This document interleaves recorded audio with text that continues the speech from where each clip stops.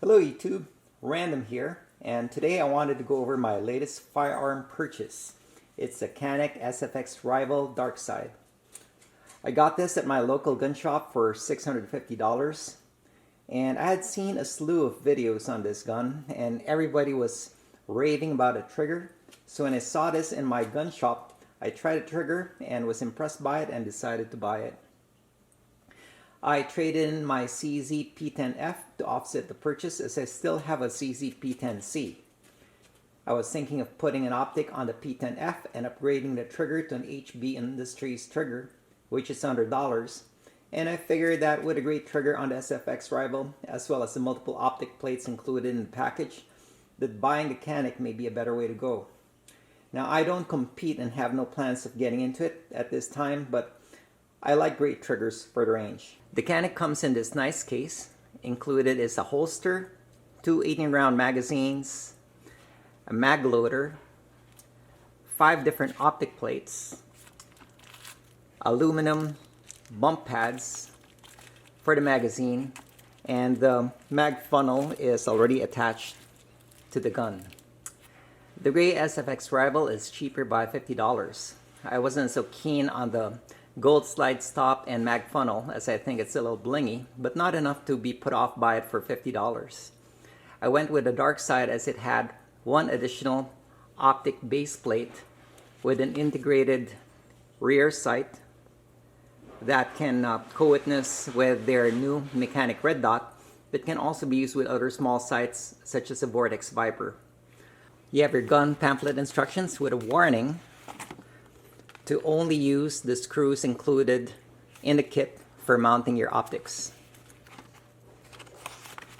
You have a cleaning brush, a slotted tip for running patches through your gun, as well as 2 back straps. You have a medium and a large. The small is already attached to the gun. A punch for replacing the back straps, and this mini Canik, which is actually a small tool. It contains an orange and green replacement fiber optic rod, a T20 Torx bit, a screw for replacing the mag release, medium and large mag release buttons, optic screws, which are the ones you're supposed to use along with washers, and a charging handle you can attach to the base of an optic plate, like so. For those people that don't know how to use the included mag loader, this is how it works. Push it in, push it down, push it in. An Uplula loader, however, works much better.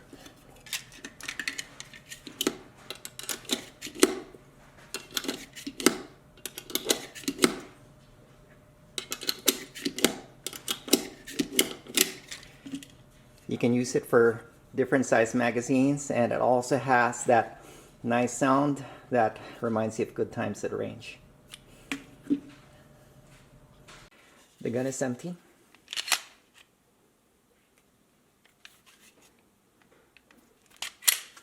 It is a striker-fired single-action polymer pistol with a 5-inch barrel. It has a rear adjustable sight, fiber optic front sight, and a firing pin striker is visible when cocked. It has ambi-slide stops and has an extended mag release and a mag funnel, which is already attached to the gun. It has slide with lightning cuts above and then to the sides, and it has aggressive front and rear cocking serrations. It also has some lightning cuts at the bottom. Trigger is nice and crisp with a 90-degree wall and then a crisp break with a short reset.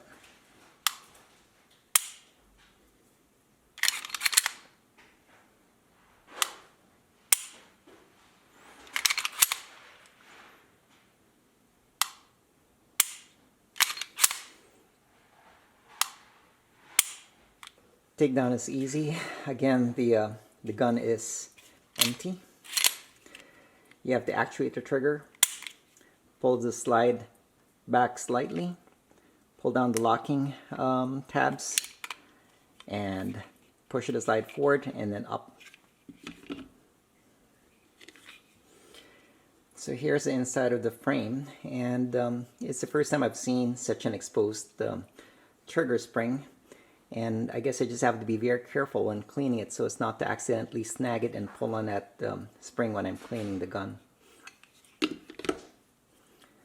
Barrel's removed by removing the recoil spring, tapping the barrel from underneath, lifting it up and out.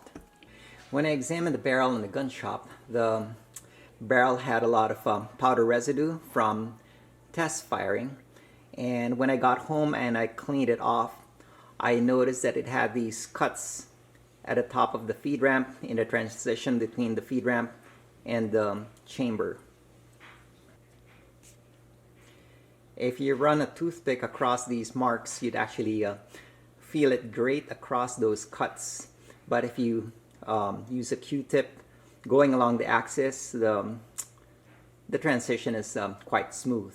Now, I'm not so sure if this is intentional or if it is because of some tool marks left over by an overzealous worker trying to smooth out the transition between the feed ramp and the chamber.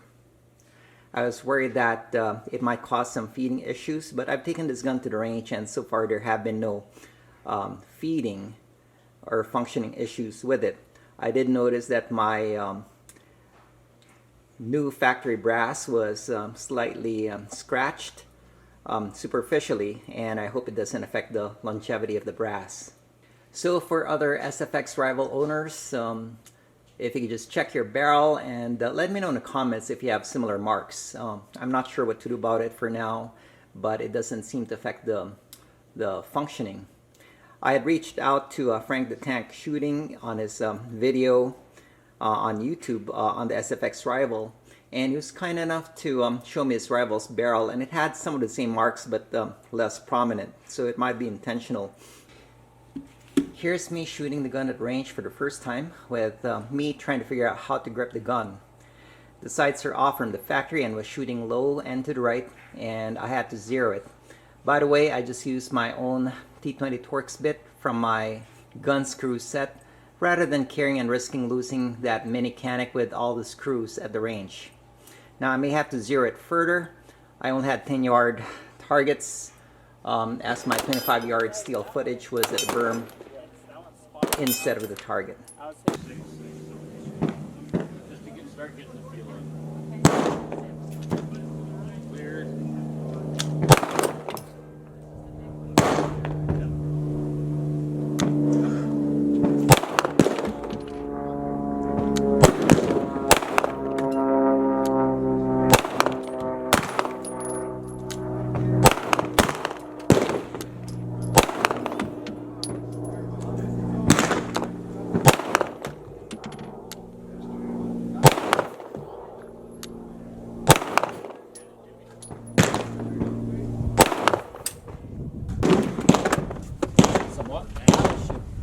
Oh yeah. I think I'm gonna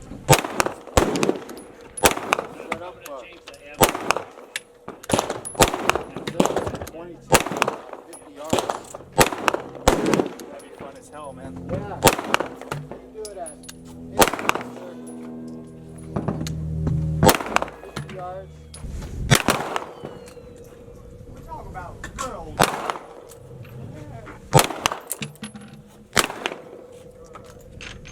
What's this?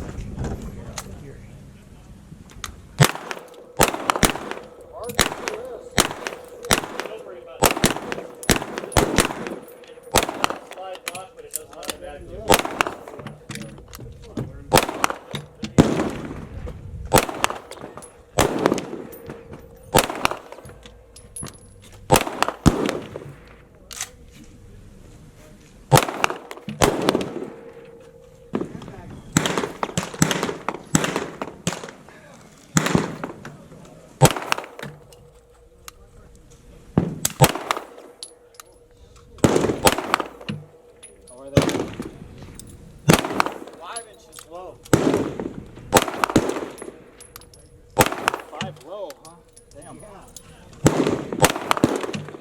that much heavier than it is.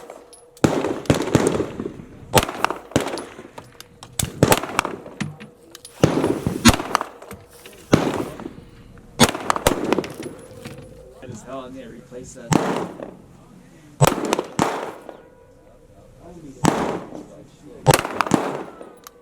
I mean, luckily it's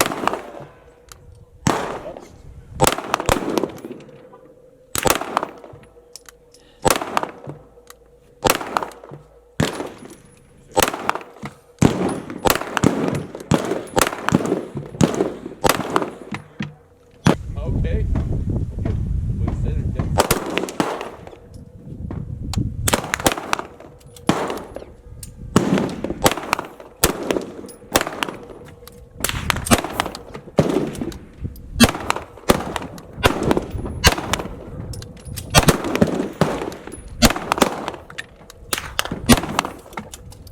You had your good sight.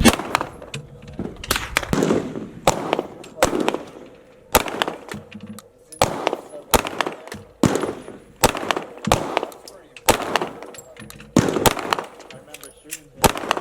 He's like, just hit me.